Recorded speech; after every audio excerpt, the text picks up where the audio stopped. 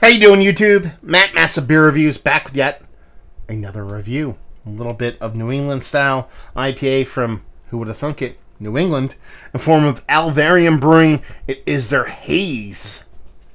Look at that sucker. Tangerine Haze, mind you. Missed that part. This comes courtesy of Max. Thank you very much, brother. He sent me off a box of New England. Kind of curious, my thoughts on a bunch of beers that he enjoys from that way that aren't part of the big boys and stuff like that. So I appreciate those kind of boxes, man. I appreciate all boxes, but yeah. What does it say on here? Tangerine Haze, New England Pale Ale, handcrafted in New Britain, Connecticut. 5.5% alcohol by volume. You got me sold already. Lower ABV stuff. There is story time on this thing, so I will try to rip through this, probably kind of paraphrase some stuff. It says, crack into this can and inhale deep, my son. Let the dank juice and citrusy top shelf hop combo flow through you and become one with you. The can may be cold, but the contents are fire. And it says, thanks for picking up this can. Drink it fresh, keep it cold, done and done. Drink fresh, drink dank. Brian, Mike, and Chris, founders and craftsmen of Alvarium. Yeah. I like that name. It kind of sounds like futuristic, almost like a video game or some shit. Come on down for a pint and a crisp high five. Okay, fair enough. And this was canned. There is no date. But I'm sure this is relatively fresh because I don't think Max would play him dirty like that. And it's a very busy label. I mean, you can see so much shit kind of jam-packed in this. I can kind of get it. They got the whole haze smoke thing. They got a little blunt kind of floating around down there, and I like it. It's still too busy for me. It's to be a little bit reserved, you know. Come on. Anyway, new beer, new brewery. Something I've never heard of. Something I've never had before, so I'm kind of excited to dive into this one. Who am I kidding? I'm excited to dive into everything. But, I mean, if you're talking about haze, we're dealing with haze right now. I mean, over an index finger of gravity-defying, infinite creaminess, a little bit of rockiness on the one edge from the pour, relatively tight, compact bubble, say it's a couple stragglers, and that is turbid haziness. That is, you are not going to see anything through that. It's this rich, deep orange core with a little bit of cataract-y edges. Done and done. Let's get a nose. Oh, that smells really good. I mean, in the hazy realm, this is exactly...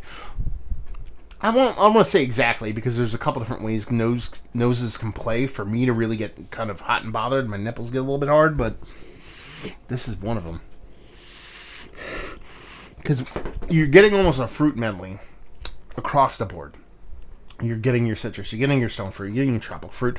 Nothing's a leader in the clubhouse. It's just a nice, soft, rich kind of fruit medley across the board. And you're getting a soft dankness to it. It has this nice soft green and this nice rich hot pellet kind of dankness to it that is, again, not over the top. I mean, it's not in your face. Nothing's overpowering each other. The way that fruit component from the hops, the way that kind of green dankness from the hops kind of play with each other, they're very neck and neck. So there's really not much kind of overpowering one another. It just comes off as a really nice, rich, robust kind of New England style IPA. Now, the fact, 5.5%. I'm really fucking stoked because it's giving me all the impact I want in the nose, but in a very tight and tidy package.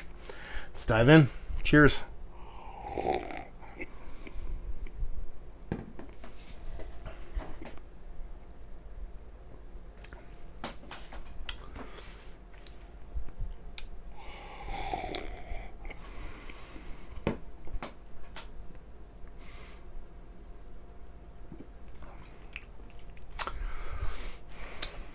That's a really frustrating beer. That's a really, really, really, really, really, really frustrating beer.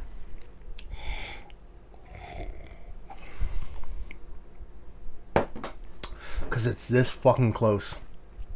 This fucking close for me going bonkers. It's expressive on the hop end of things. It's a New England IPA. That's the first thing you want to deal with. That's the first thing you look for. That's the first thing we want when we're dealing with these new school kind of hazies. It's big. It's robust. It's vibrant. You're getting Probably more orange juice leaning, more rindy leaning on that, but you're getting that kind of fruit medley, leaning heavily in the citrus, leaning into that kind of pithy, rindy kind of OJ style. You're getting that nice soft green, again, not over the top, equal parts in that fruit side of things, but nothing too crazy. Nice mouthfeel, sultry, silky mouthfeel. It has enough density to it to make you happy, but at the same time, when you realize that it's 5.5, you're kind of like, okay, this is really good stuff.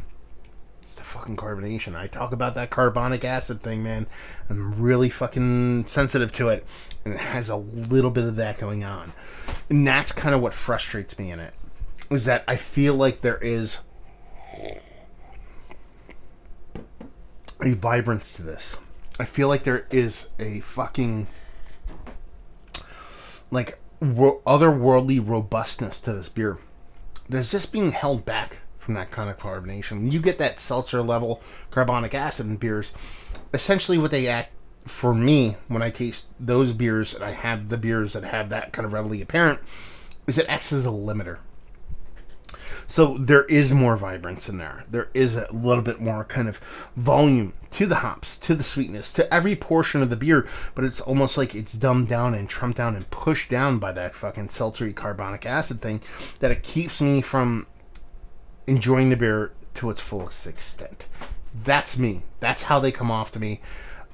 It's been something I've fucking dealt with a couple of breweries that I really dig, and it just kind of, it's not for me. It's not for me in the way that comes off in the carbonation, and it just doesn't. It keeps the beer from getting to the heights I personally believe it would get to for me. I know some people don't even fucking notice it. It doesn't even bother them at all. And more power to you, but it's in here, but it's not that big. So let's cut to the chase. This is probably one of the better lower ABV hazies I've had in quite some time. Up there. Towards the top, even. I mean, you're talking 5.5%. How impactful, how meaningful these flavors are coming through at such a lower ABV. I'm on board, man. This is delicious stuff. But in my heart of hearts, man, I just hope, I wish they're still filling with that dial. And just the way that kind of carbonation, the way that kind of carbonic thing comes off to me, if that was dropped out of this beer, I think this would be like fucking straight to the top of the list, low ABV crusher, especially for 2019. Absolutely fantastic beer. I think it's great. It does have a little bit of kind of, I don't even want to say flaws. It's more of a, I think it's more of an application thing than a technique thing. If that makes any sense. It's like, an ingredient as opposed to you didn't do anything right or wrong or indifferent kind of thing. I'm not trying to kind of talk myself as a brewer. I'm not a brewer. I'm a guy who fucking yammers in the YouTube. But it's so close. It's so close to being like fucking here. And it's just here. It's not here. It's not here. It's here. But I want it to be here. And it could be here. Man, I don't know. I feel like I'm talking to a kid right now about like reaching his potential. Reach your potential. I don't know. Anyway, it's a delicious beer. I think it's fantastic. It's one of the better lower ABV hazies I've had in quite some time. Value and availability, no idea. Maybe Max can clue us in on what's what and leave you with, if you like what, will you like this beer? If you like just fucking hazies, man. Because this is going to do you proper. And at that lower ABV, let's put it this way, the way the hops come off in this, the way the malt comes off in this, the way the fruited and green portion of the hops come off in this, it's giving you 6.5, 7%. You know how I bitch and moan about that when someone gives me a 9% beer and it drinks like a 5? This is a 5.5 drinking like a 7, and that turns me on. So there you go. Another review in the books. Hopefully you guys enjoyed it. Down there if you want to talk about it. Massive Beers. If you want to check me out doing the social media stuff, Beer Massive. If you want to check me out doing the whole podcasting stuff. And thanks again, Max, for sending this off. And there you go. Hopefully you guys enjoyed the review. Hopefully you're enjoying a beautiful low ABV hazy right now. Hope to see you next time. Cheers.